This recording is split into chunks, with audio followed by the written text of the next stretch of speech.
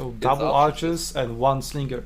So they're completely changing their composition. But now what it looks like is one player of heavy infantry and one player of light, well, two players of light infantry, trying to protect three players of ranged. And while Germanicus can do the job quite well, Barbarians not really. Well, SUNTZU doesn't have much of an advantage in cavalry though. In terms of melee units, again, not really. They need a melee unit, definitely not a melee unit this time. Yeah, and Nuketiere have the problem that they have no. What they have seen on double no hoplites. So they have no. Yeah, they have decent swordmen, but they have no hoplites. So I think this could be a hard job for them. But if they can manage it to fight on a tight spot where they can protect their archers easily, SUNTZU can get in trouble.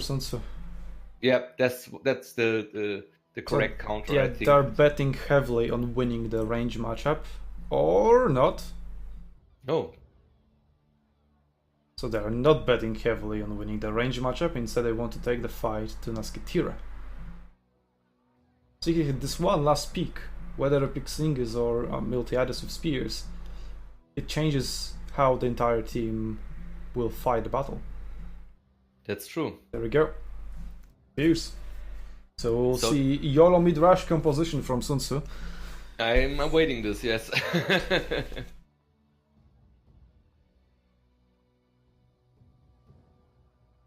So they won't give Nuketiere the time to shoot them down. They will attack them straight in a line. Announce YOLO mid-rush. Yeah. In team chat, well, we don't know at this moment if there will be YOLO mid-rush. So no spoilers, Crisis, it's just a prediction.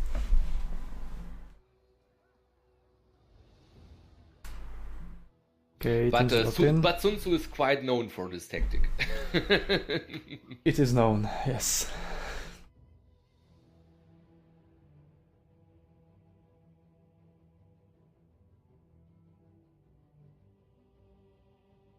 Well, if they YOLO mid-rush, Team Nuketiere, given that they have two barbarian melee units, melee commanders with melee units, they don't really do that well in the middle, and if they get to YOLO mid-rush, they will be either capped or defeated in the middle, I think. If they go forest and they start getting capped, they need to go back and defend, which they can do quite well given their range advantage. So we'll see.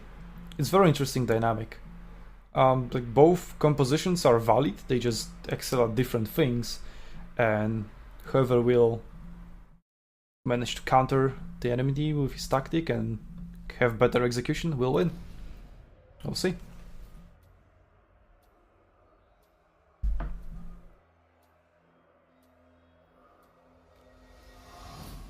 Capture the enemy base or kill all enemy forces.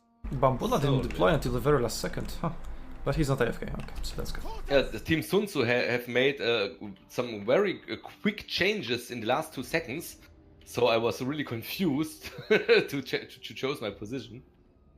Yeah, but so looks like Team Nuketiere is going middle. Heading into the middle. Team SUNTZU is almost completely heading into the middle. The yeah, only they already spotted each other. Is KB.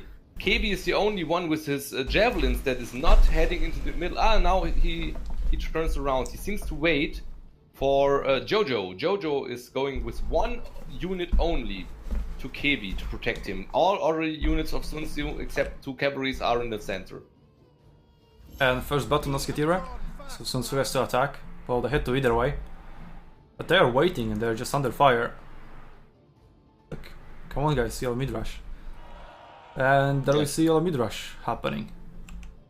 All team is pushing. Yeah, they're probably waiting for Kiwi and Jojo to join in to attack all at the same time. Morphin is under fire now. He dodged a little bit of that volley.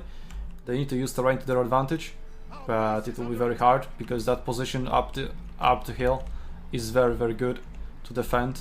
We see Testudo deployed over slingers to protect those slingers. Sun Tzu is trying to hide behind his building over here to prevent slingers from decimating them, which they are doing right now. And it's huge advantage to Nuketiere at the very beginning. Credo is getting heavily damaged, and little damage was done in return. Slingers are now almost completely hidden inside the pseudos. The pseudos are now attacked. Dogs got wrecked somehow in the meantime. Ravrage found a charge from behind into Bambula, but it's a pretty much equal trade, a little bit too YOLO. Kiwi is closing in to enemy archers, dodging that barrage, supported by Jojo. But that's only one melee infantry to protect him against like 6 units of barbarians. Our base is under attack. So they need to coordinate as well. Kyor is attacking as well.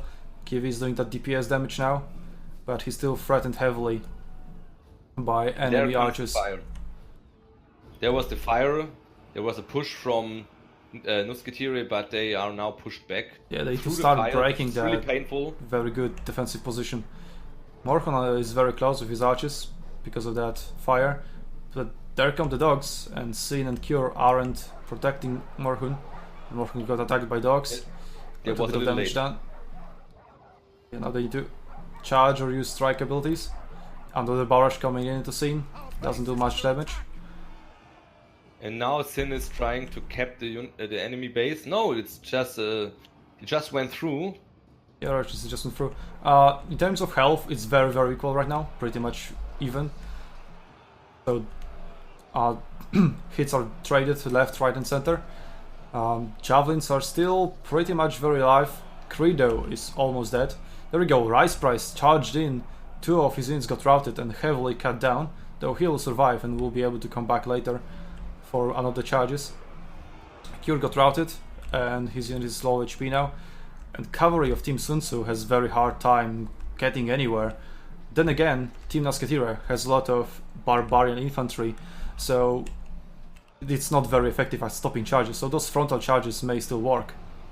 On the other side, SUNTZU managed to get 2 units of Nuketiere into fire and pinned them down into the fire, but Nuketiere tried to get them out of there by... Rav now, yeah.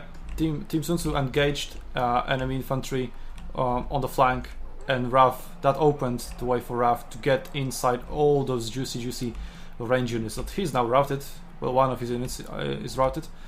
And Grungi charges are not very good at cutting down any units. They're just equipped with wet noodles, but there comes Sin with his Roman infantry. Great charge, straight into a wall. But there were some archers on the way, so yeah, you can forgive him that. And that's Sula cavalry, which is much more effective at cutting down what it's caught by it. And there's like only one very alive units of dogs. Jojo and Kiva are walking in. Those archers are trapped, and there's barely anything alive on the side of Nuketiere. Yeah, there are only some archers, and they are now getting cut down. I think this match is already over. Damn, Germanicus is being kited. He's feared. Kyor is coming in for a flank. If they manage to get a rear flank or side flank, he should be routed. No, I think he needs to be rear flank. There we go, Jerry is coming in. Rear flanked. And rout. Minus 14 morale. They will rout. And that's over. Yeah, JG in this game. Nuketiere tried similar tactics as before, but I wouldn't say that was completely different. Previous battle, Team Nuketiere tried to surround and pin down SUNTZU. This time it was the opposite. At the beginning, I wanted to say, at the beginning they got on the hill and tried to hold the hill. In the first battle they surrounded them, but in this case they stayed on the hill and made the tight spot I was expecting. But yeah, that helped not out them, because they could not get the advantage for their ranged units as they expected. So in some kind, SUNTZU managed it to counter the ranged units. We don't have to forget that it's, for a skilled player, it's quite possible to dodge the volleys of the ranged units, because they are quite slow flying. And now it's over, yeah. Okay. So we leave the battle, and it's 2-0 for SUNTZU. SUNTZU advances to quarterfinals.